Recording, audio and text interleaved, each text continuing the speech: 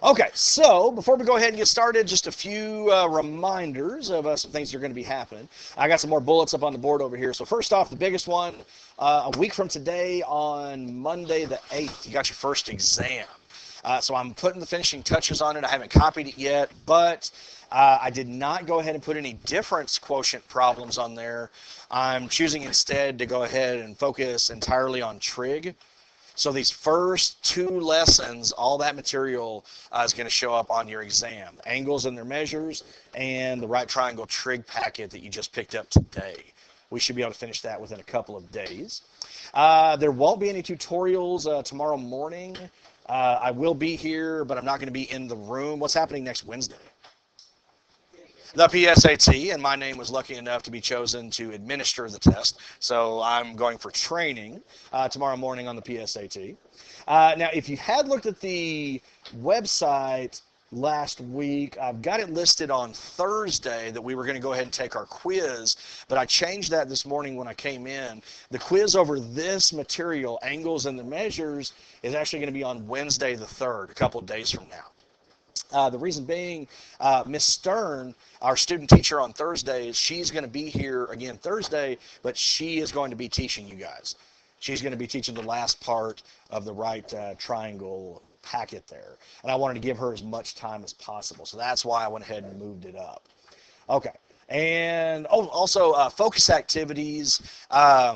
People are starting to turn in the focus activities, and I have not asked for them. And it makes sense because, in the first 6 weeks, I had 3 focus activities per set. That is just the way it turned out to be. I've already got 4 focus activities, so it's not always going to be 3.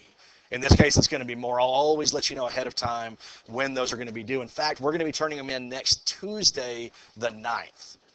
Tuesday the 9th. We'll turn them in the same day that I'll pass back your exams, and we'll go ahead and talk about those. So at the very least, you'll have 4. I would like to see if I could get 5 in there this time. We'll kind of see how that plays out.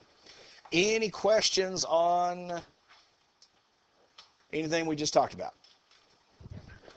Okay, and Jack, you need that key. There you go, sir. All right. Well, let's see what we were doing on Friday. Right there on top, sir. There you go. Okay, so we started talking about radians. And the easiest way to think about a radian, its measure was roughly 57.3 degrees. But how do we come up with the idea of a radian? We take the length of a radius, whatever that length may be, that length, we go ahead and apply it to the outer edge of the circle. Now, the angle created when these lengths are the same, that's what we're referring to as a radian. Okay, that's 1 radian measure. So what is 1 full revolution in radians? 2 pi. Okay, so what I'm noticing is some people are kind of confusing the two. They're saying that 1 pi is 1 full revolution. So pi is only half of a revolution. 2 pi is going to be all the way around because 2 pi corresponds to 360 degrees. Pi corresponds to 180. And then we started looking at different measures, practicing that. And then how far did we get here? So we had just done 4a? Okay. So if I want to go ahead and convert degrees to radians, well, what's my expression? What do I multiply by? If I want radians. Pi over, what was it? 180. Now, if I want to take radian measure and make it into a degree, I'm going to multiply by the reciprocal, 180 over pi. All right, so you'll notice in A, okay, the first one, like I said, I think we've already done this. But if I want to take the radian measure, and I know it's radians because I have what symbol there? Yeah, I got pi. We always like to make our radian measures in terms of pi. So 7 pi over 6, I multiplied by 180 over pi. Immediately, those pi's canceled out. And then a common factor between 6 and 180 turned out to be 6. Now, you can just multiply 180 by 7, divide by 6. I mean, it's completely up to you. But let's try another one. B, negative 2/3 pi. All right. So what's the difference between a positive and a negative measure? There you go, the direction that you go ahead and rotate. Now, right here, when you start your measure on the positive x-axis, what do we call that again? We call that standard position. If we have a positive measure, we rotate counterclockwise. A negative measure, we rotate clockwise. Okay. So negative 2/3 pi would actually be in quadrant 3. Okay, but that aside, what am I going to multiply it by if I want the degree measure? 180 over pi. All right. So immediately the pi's are out. Okay, 3 is a common factor. Now, how many times will 3 go into 180? 60. So I'm looking at 60 times negative 2. Negative 120 degrees. There we go. Negative 120 degrees. Okay, good. Well, let's see, negative 8 pi over 15. Okay, again, radians, I want degrees, so I'm going to multiply by 180 over pi. Pi's cancel. This time, what's the common factor between 15 and 180? It is 15. How many times will 15 go into 180? 12. Okay, 15 goes into itself once, and the 180, 12. So 12 times negative 8. Negative 96 degrees. There we go. Okay. Now again, does anybody want to go back and look at these in radians and try to go ahead and map them? When you're trying to find what quadrant the terminal sides are in, if it's degrees, that's very straightforward. But sometimes people have a little more difficulty when it comes to radians. Do we want to do any of those? Or like this one here, the negative 8/15 pi? Sure, okay. Now let's kind of think about it for a second. Because it's negative, we're going to start here at 0. So this would be negative pi over 2. This would be negative pi, negative 3 pi over 2. And then we get all the way back around to negative 2 pi. All right, and we're wanting to go ahead and show negative, what was it, 8/15? Negative 8 pi over 15. Okay, so let's kind of start to just think about the fraction itself. I mean, halfway is negative 1 pi, right? So that guy doesn't quite make it because negative 15/15 pi would be negative 1 pi, right?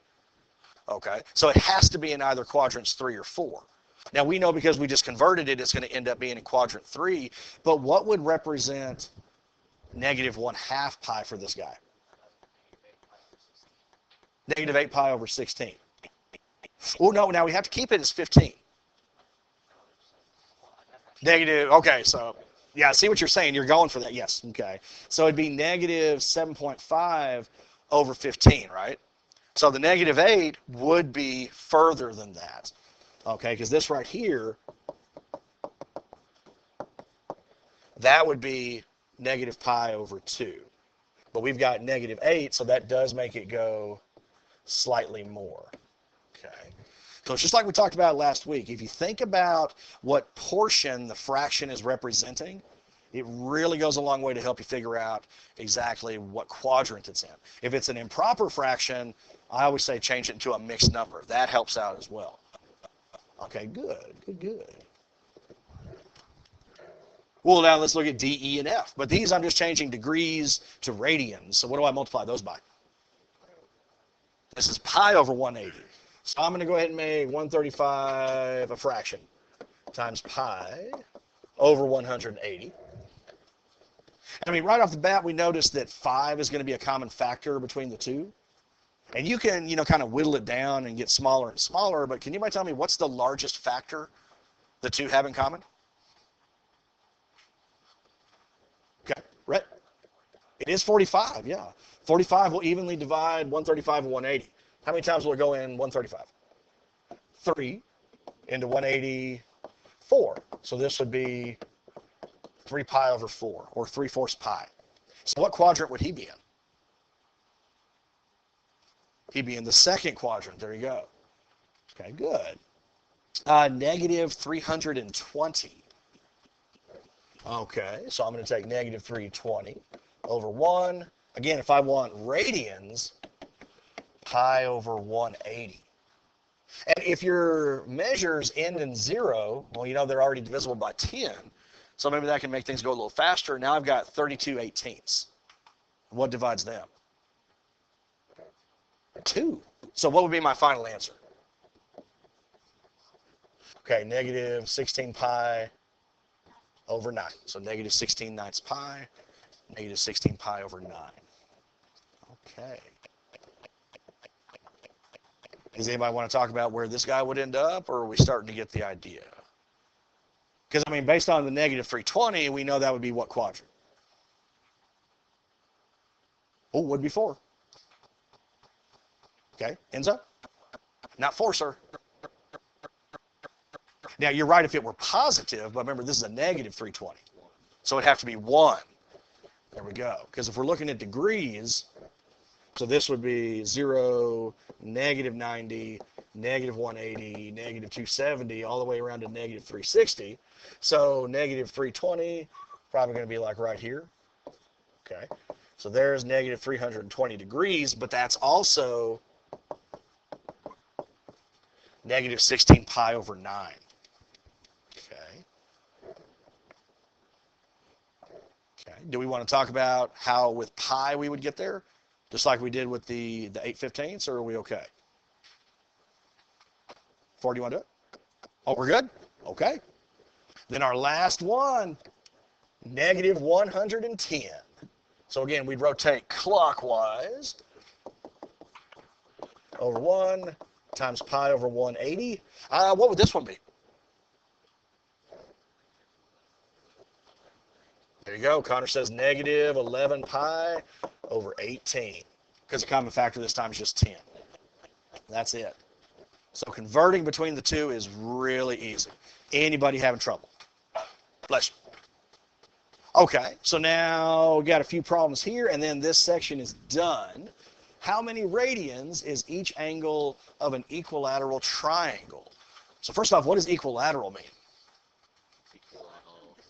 All side lengths are congruent. Okay, so let's see how much you remember from geometry. If all the side lengths are equilateral, what do we call it if all the interior angles are congruent? Equiangular. Okay, now nobody has gotten this right today. What do we call a figure if it's both equilateral and equiangular? Starts with an R. To find the area of these figures, you use the apothem or apothem, depending on how people pronounced it. Does that kind of sound familiar? Okay, we're talking about regular figures. Regular means both equilateral and equiangular. Okay, so let's see here. So if I have a triangle that's equilateral, that means it's also equiangular. So by definition, this would be a regular figure. But what would one of the 3 angle measures be? 60, okay, because the sum of the 3 angles of a triangle is always 180, and we're saying they're congruent. So I want to take 60 degrees and go ahead and change that to radians. Okay. Well, what would that end up being? 60 1/80, so that becomes what? 1/3, so we're looking at pi over 3. Or 1/3 pi. There you go. Okay. Now we've got numbers 2, 3, and 4 talking about a clock. Quite frankly, it's about time. The minute hand of a clock travels how many radians in 15 minutes? Okay, so let me take this off real fast. So let's see, you got a little crosshairs here. This would be 12, this would be 3. So a minute hand, let's say we're going from noon to 3. Okay.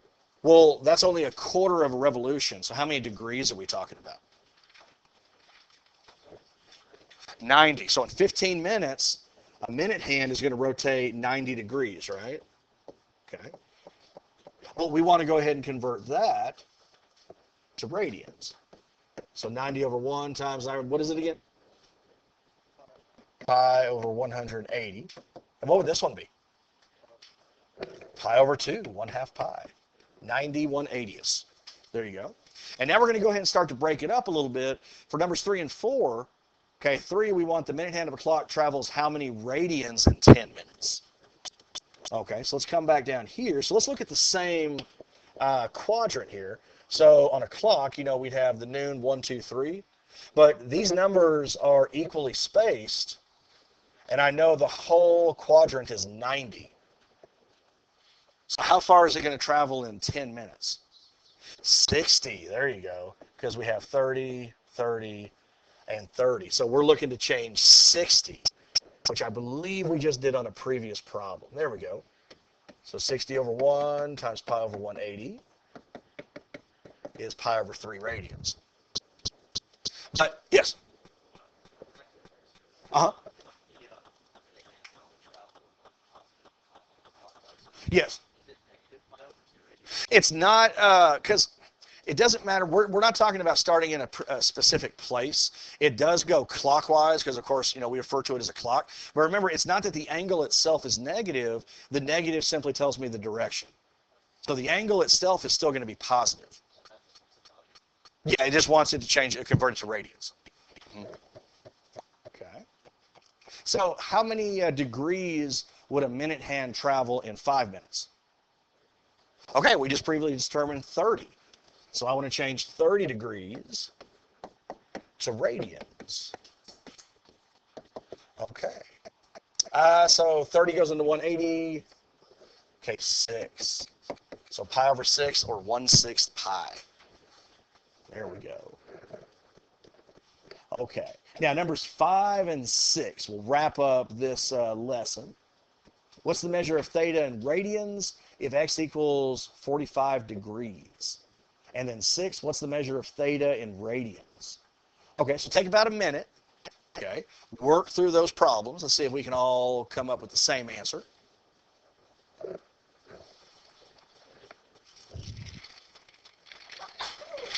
Bless you.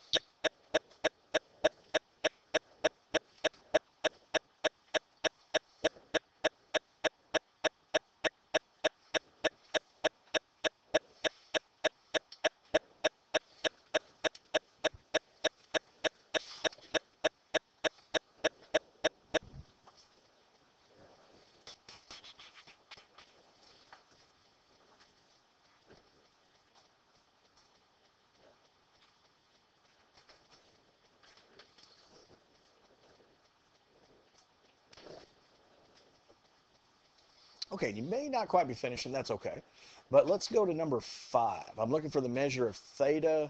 So the terminal side stopped in quadrant 4. I want him in radians. And depending on what you thought, you can actually approach this several different ways. How many people think they have their answer? By show of hands. Okay. Dylan, what'd you get? 7 pi over 4. Perfect. Okay, so theta is going to be 7 pi over 4 radians. Okay, so a couple different ways. We're given that x right here is 45 degrees, so that means theta is what in degrees? 315. So this is 315 degrees. So I could have taken 315 and converted it to radians by doing that. Okay. Or I could have taken the 45, converted it to radians, and subtracted it from 2 pi. Again, either way, you're going to end up with 7 pi over 4 radians. Okay, good, good, good. Number 6, what is the measure of theta in radians? Skylar, what do you think? Not sure? Okay. Satish?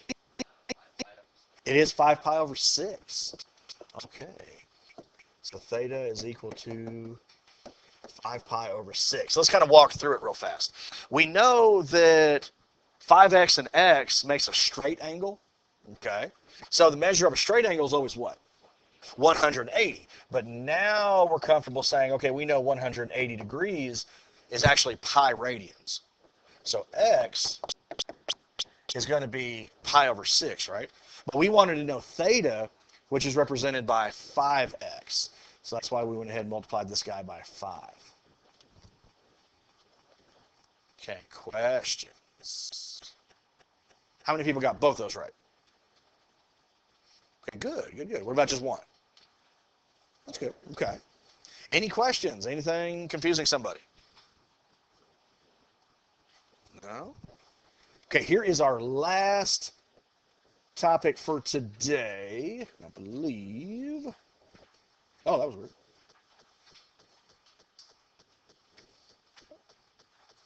What the heck? Okay, I'll just do this.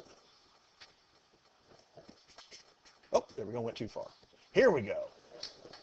So I want to go ahead and at least talk about the 6 trig functions that we're going to be using, and then I'll go ahead and get you guys on your assignment.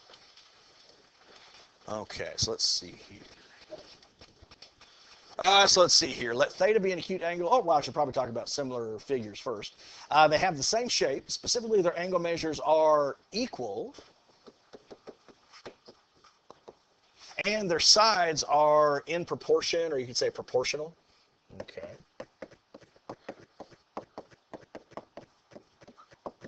Okay, so similarity, again, going all the way back to geometry. We're going to be making a lot of connections with geometry in here, especially when we're talking about trig. But we're talking about figures that have different sizes. Their corresponding angles are going to be congruent, that is, they're equal, and their corresponding side lengths are in proportion to each other. Okay, so let's say I've got right triangle ABC here with theta mentioned. I want to go ahead and define all 6 of these trig functions. Now, the first 3 you're going to remember because what was that word you were given? SOHCAHTOA. There we go. So, for example, the first part of that, SOH, okay, we know sine is what? Opposite over hypotenuse. Okay, so let's go ahead and label these sides on my triangle here. Now, theta is this angle right here, so with respect to it, directly across from it, that would be the opposite. Always across from the 90 degrees, that's going to be my hypotenuse, and I'm just going to abbreviate these. Well, what's that last side? Adjacent. There we go. So I'll just abbreviate that as ADJ. So we have the hypotenuse, opposite, and adjacent. And you guys just told me that sine of theta is going to be the opposite over the hypotenuse. Okay. Well, now, what about cosine of theta? Adjacent over the hypotenuse. So cosine of theta is the adjacent over the hypotenuse.